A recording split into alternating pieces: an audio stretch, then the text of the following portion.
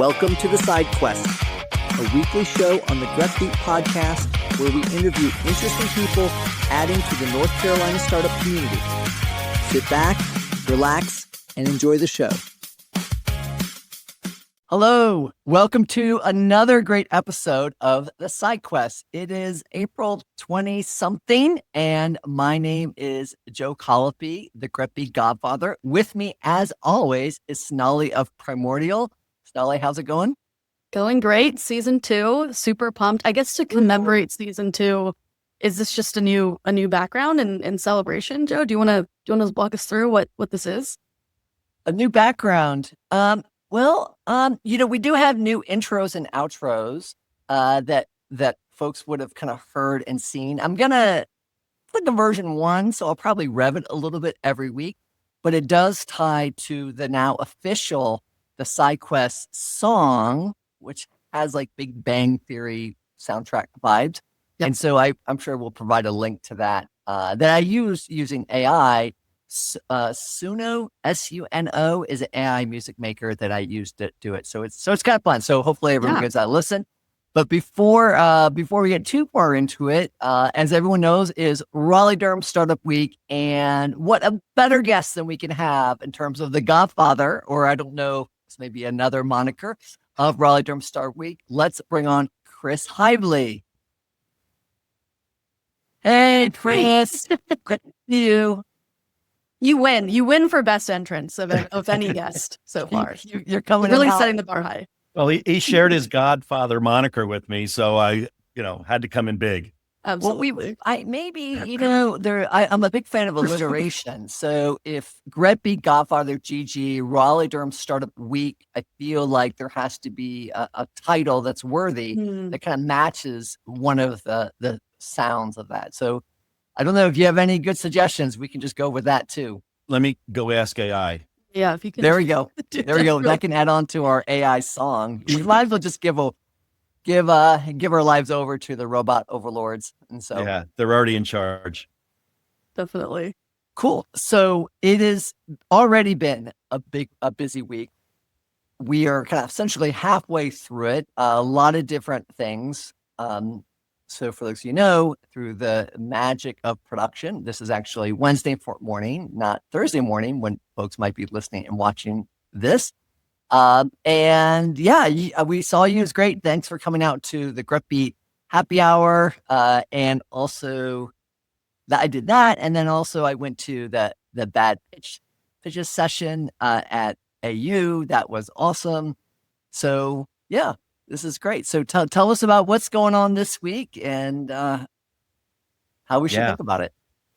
Well, I mean, every year, it's year 5, and you kind of say to yourself, okay, what can we do? And I remember telling the troops after last year, I think it's typical that you try to strive to do more, right? And and so I said, I stole a line from my friend David Cohen at Techstars, which is, bigger isn't better, better is better. And so I think we're a little better this year. And, our goal is always to bring in more speakers from that haven't spoken before. So give a fresh look. So, I think pound for pound, like the speaker quality and experiences go up and up.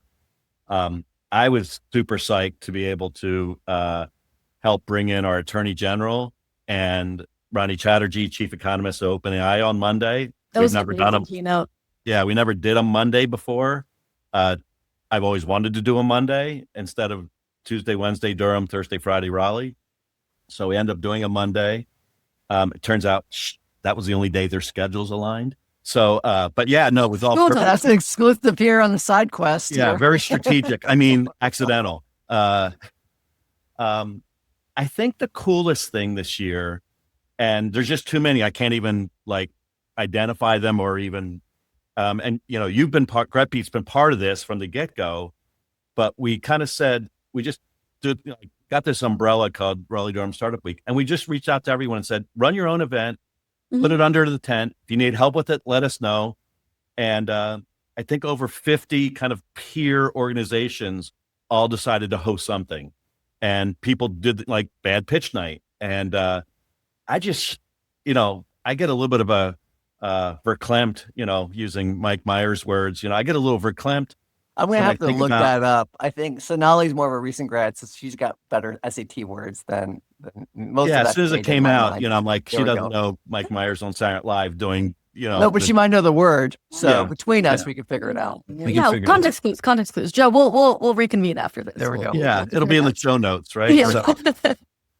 Yeah. So, that just shows the strength, the resilience, the connection, the collaboration we have in our community. And so that's kind of the big thing this week is, man, there's something every night, every day, outside of our little 1 to 5 Raleigh-Durham Startup Week session window, tons of stuff. And I just think it's better. Oh, I think it's awesome, that approach in particular, because, it lets you tap into the organic nature of things and kind of grow in more of a natural way and really spider out in a size that one organization couldn't really do. About a month or so ago, I was at South by Southwest speaking. Drop that from the book. Anyways, Wow. but what was really cool about it, in addition to be a big conference, what makes it so big and compelling is, there's a lot of official stuff, but everyone uses it as an anchor for their own stuff, whether they're happy hours or whatever, coffee runs or whatever. And so all these organizations, whether they're tech companies, music entities, or VCs or whatever, are just having a zillion things. So if you're going to come travel to Raleigh-Durham week, first you're going to go to Greppa Blues in early June, obviously. But if you need a good second spot, and you're going to be here for a week, and the weather is just lovely at this time of year too, it's a no-brainer, and you can hit so many things. Also, if you're like a local entrepreneur investor, it's busy, right? And we have to coordinate times with our families and friends and other things. You could just say, hey, this week I'm out. This is what I'm doing. And just really, I think as Sonali is the term lock in. Is that? Yeah. Oh, good job. Yeah, I live with 4 Gen Zers, so I pick up these things here and there. Slowly. And I think it's really powerful. And I think it's really powerful for lifting the ecosystem, which I know is very always top of mind for you. Yeah, it's my, mission, right? It's my personal mission. It's like, what can I do? We're only as powerful as our own selves. And no matter how smart the 3 of us are, we have a ceiling of what we can do, but multiply that by 50, shit gets real. Yeah. Yeah. So, Sonali, I know you just met Chris the other day, and you might know some of his background, or maybe know him from Raleigh-Durham Startup Week. But Chris, this isn't your first rodeo, right? This just didn't come out of nowhere. Maybe you could just talk us through a little bit of how little Chris became big Chris and some of the experiences you've had that kind of led to what you're doing now. Sure. Always everyone's least favorite part is, and I mean that seriously, is like walking through my LinkedIn, Well, or you can hit the highlights. No, I'll hit the highlights. Geography major and a master's degree in geography. Probably the only geographer you two have definitely met. Where are you from originally? I'm originally from the suburbs of Philadelphia, Newtown Square, Pennsylvania. Wow, great. Went to a local state college. One of those guys that had to pay for college themselves and kind of, do everything that, find $5 here and there. Hard knocks. That's good. What hooked you early on geography? I went to college for a year, didn't do so well, dropped out for a year and a half, went back. And my uncle had gone to the same college and was a geographer. And he said, take a geography class. Maybe that'll, get you going, and take it from this guy. And it ended up being a computer mapping class in a day when computer mapping was still like mainframes and the maps were off a line printer. Joe knows what I'm talking about. Like, it was ugly, but it was one of those things that I think everyone has one of those moments where you go like, that's cool. I want to do more of that. Yeah. As a geography major in 1980, I took 4 or 5 computer science classes, learned how to code, which was unheard of at the time. And, master's degree on and on, worked in mapping for about 20 years, was one of the co-founders of MapQuest, which we baked inside of a large entity. Worked for Rand McNally. Sonali, you don't have no idea what that is. I'm smiling and nodding regardless. Smiling and nodding. I always tell people, go to your dad's car, get in the back seat. There'll be a pouch behind the driver's seat. Reach your hand in. You're going to find a Rand McNally road atlas or a folded street map. Okay. There was a lot of tension in my household between my wife and I. I'm like, computers of the future. We'll just figure it out. Throw it all maps and all paper maps. But she still likes the paper maps. Yeah. For what it's worth, I do remember I have these really vague memories from childhood of printing out maps for a road trip for my family. But that's printing them out probably from MapQuest. Step by step. Yeah, from That's not even talking about what Chris is I'm talking about. But thank you, bro. Well, it's funny on that note. Multi-generational, just wanted to say. There's not a week. So I do open office hours online. I've done them for 10 years, 4 or 5 entrepreneurs, back to back to back. And invariably someone says, well, I don't know if you realize this, but my parents would send me to the computer to run our trips for leaving tomorrow morning. And so we came up with this phrase called MapQuest Kids. Okay. And so someday I got to kind of pull on that thread a little bit and write something about that. So Sonali, would you consider yourself a MapQuest kid? Or you like a consider myself a MapQuest kid. Granted, I think most of my childhood was maybe the Garmin GPS, but early childhood definitely had MapQuest in there somewhere. Yeah. There we go. So to finish this thread here, I had that experience. I thought it was really good. The big company that we had baked it in and then spun it out from asked me if I'd come, and they gave me $25 million and said, would you be a venture capitalist, a corporate venture capitalist? And so I got to learn the venture capital side for about 3 or 4 years, all during that late 90s when the internet stuff was just exploding. Heck of an experience. But I did realize that I enjoyed operating and idea building rather than pontificating on something in a board meeting of which I knew nothing about. Yep. I'm really talking about my peers, not me. But yeah. So then I spent a couple years parachuting into companies, trying to see if I can get them unstuck. That was interesting, but then it was never my idea. And so, there's this tension and all of that you're kind of trying to figure out. You got a family, you got kids, you move around a little bit. But I really think I found myself when I started reading about Y Combinator and Techstars. And I'm like, here's kind of like a little bit of like investing, but here's like very hands-on in an operating. Here's like idea stage, which I've now realized is my strong point, like the 0 to 1. Raleigh-Durham Startup Week is a perfect example. I do nothing these days.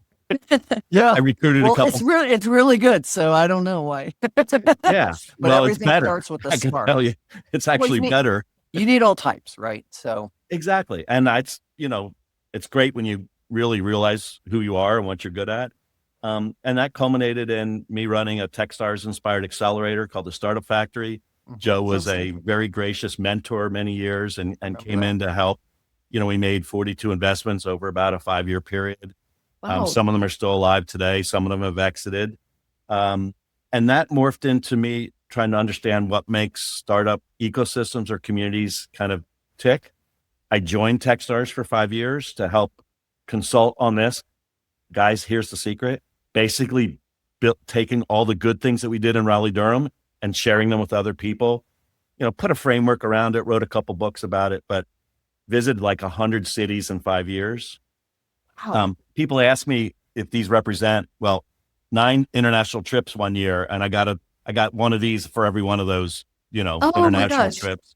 Wow. And so kind of retired now, but this is my, what phrase could I use for Raleigh-Durham Startup Week? It's kind of my side quest.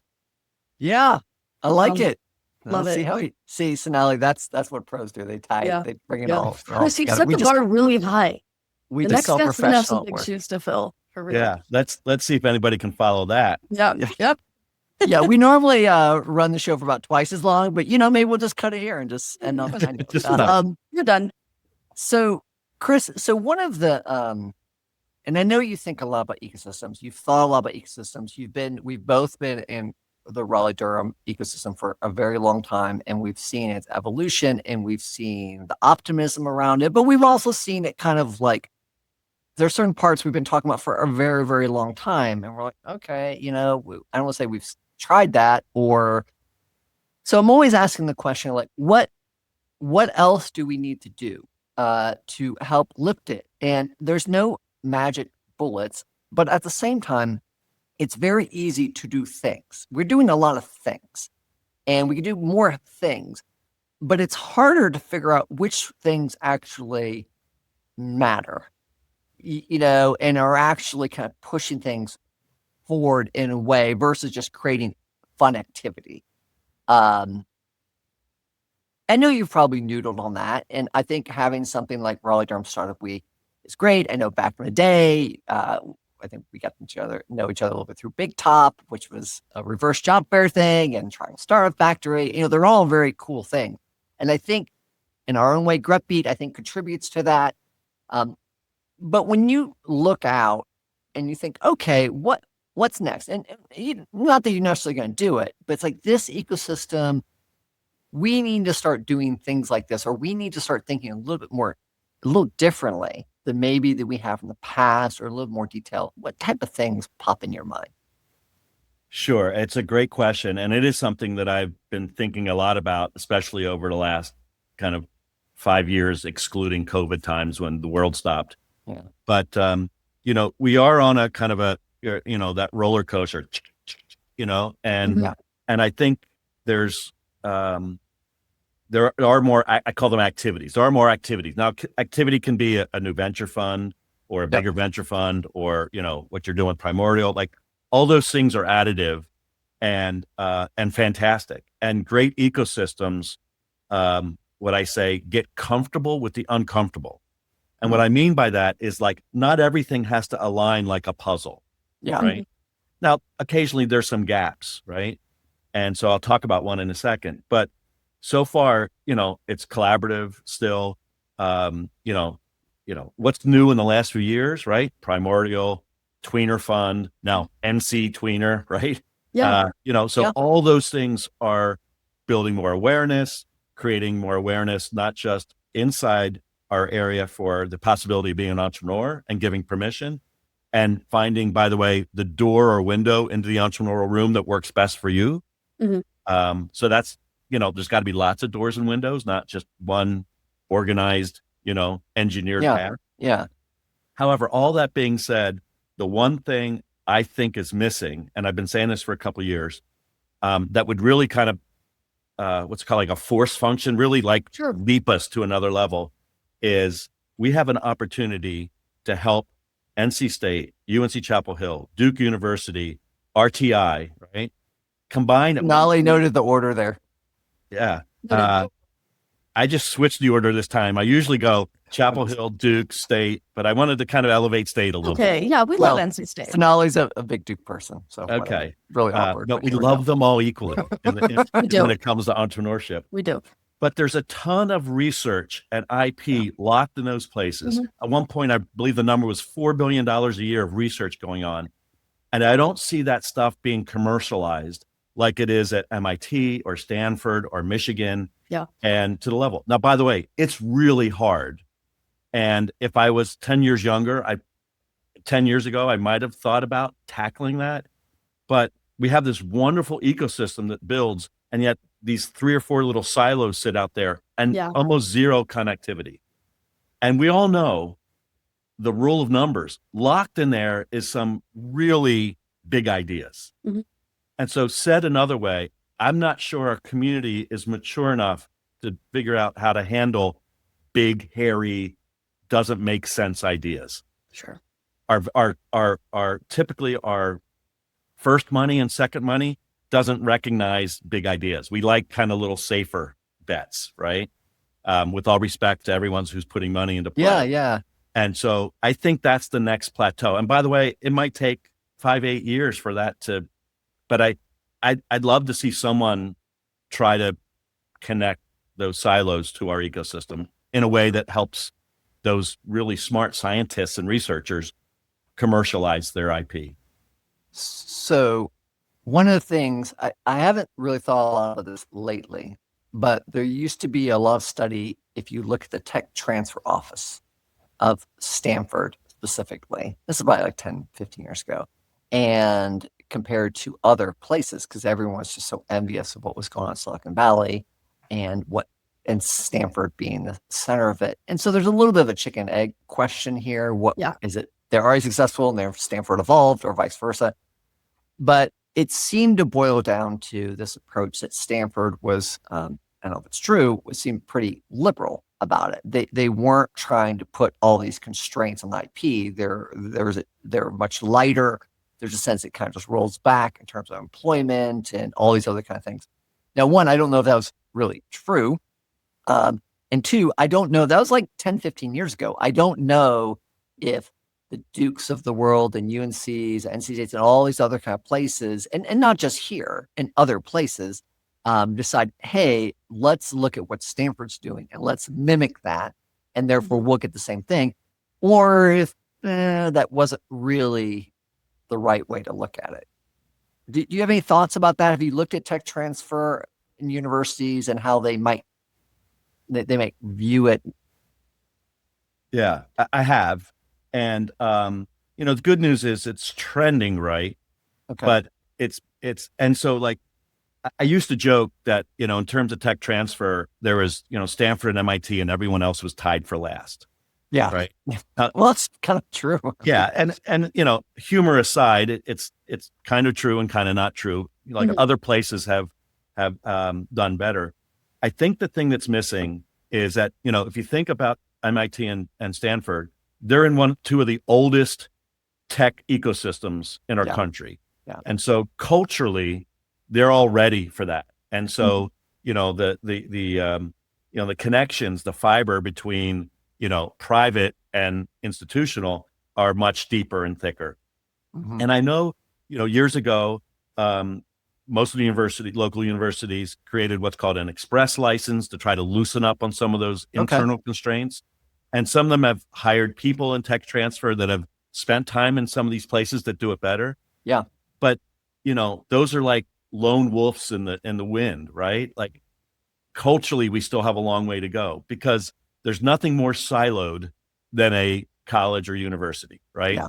The walls are tall and thick. Yeah. And which is the good and bad of it. Which is the good and bad. And so what I say is, ecosystem building's a 20-year journey that restarts every day, right? So there's room to improve. Mm-hmm. And so the question is, can some other parties find a way to create some nudges that keep that going or maybe accelerating a little faster? And so I think there's a role for a number of us to play in that. And it starts kind of at that cultural, I'm hoping that there's a provost, or I'm looking for university terms, chancellors and provosts, deans and such, that kind of say, all right, we can't do this alone. Yeah. Don't let state sit by themselves. Don't let Duke sit by themselves. How do we kind of do something to help all of them and let the market, kind of determine what's interesting, but let's figure out a way to support this with all of our activities. Yeah. And I think in a really exciting way, it might end up being the students that shape that. I mean, even at Raleigh-Durham Startup Week, and even in the 1 year that I've been in this ecosystem, the amount of university students that have shown up to so many different startup events, so excited to embed themselves into the ecosystem and to find ways to partner with local entrepreneurs or to bring their own ideas to the market. It might end up being them that are, guiding that narrative and maybe showing universities, hey, this is what students want. And this is the ecosystem that's around us. We need to start maybe catching up to bridge that gap. Yeah, for sure. I mean, the students are their users. They're their customers at the end of the day. You better serve them well. There you go. So another thread I think about is particularly in the tech or software world, where it tends to be less IP based and maybe we're kind of coming off that phase. But specifically, let's just use Duke as an example. I think it was the class of 2008 or 9 or somewhere in there. And which is a whole interesting topic of a recessionary time of when those kids graduated. Mm-hmm. there were a number of tech unicorns that later were formed, generally in Silicon Valley, not around here, 5-10 years later, right? And so, yeah, and many of those students, of course, are not originally from here, but they're probably not originally from the Bay Area either. Mhm. And so they're kind of going through these doors. They're deciding to, hey, Duke's a great experience, and then they're kind of moving on to like the West Coast. So there's another lens of how do we kind of keep a higher percentage of folks here? Yeah. So they have those interesting experiences for like whatever 5 years, because most of them didn't do it right out of school, and we make it more engaging. So they're like, hey, some fraction was like, oh, I actually can do a startup here, because there's a big, very big vibe. And I think it's slowly changing that you have to go to Silicon Valley to do, or you have to go to New York or Boston. And despite all the advances with technology and internet, you can work from anywhere, and now AI, you don't need people, blah, blah, blah, blah.